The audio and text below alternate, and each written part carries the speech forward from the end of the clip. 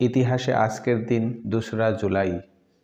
১৭৫৭ খ্রিস্টাব্দে আজকের দিনে বাংলার শেষ স্বাধীন নবাব সিরাজউদ্দৌলাকে হত্যা করে মোহাম্মদ বেগ। ১৮৪৩ খ্রিস্টাব্দে প্রখ্যাত হোমিওপ্যাথিক চিকিৎসক হ্যানিম্যান প্রয়াত হন। ১৮৯৭ খ্রিস্টাব্দে বিজ্ঞানী মার্কিনি বেতারের প্যাটেন্ট নিয়েছিলেন। ১৯২৯ খ্রিস্টাব্দে রসরাজ অমৃতলাল বসু প্রয়াত হন।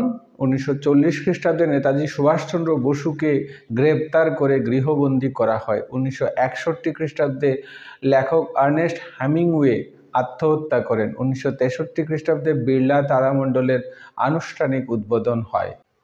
১৫৬৬ খ্রিস্টাব্দে ফরাসি জ্যোতিষ নস্ত্রাদামুস প্রয়াত হন। ১৯৭৭ খ্রিস্টাব্দে ললিতা খ্যাত রুশ সাহিত্যিক ভ্লাদিমির নবোকোভ প্রয়াত হন। ১৯৯৯ খ্রিস্টাব্দে মার্কিন সাহিত্যিক মরিও পুজো প্রয়াত হন। এই ছিল ইতিহাসে ২রা জুলাইয়ের কিছু গুরুত্বপূর্ণ ঘটনা।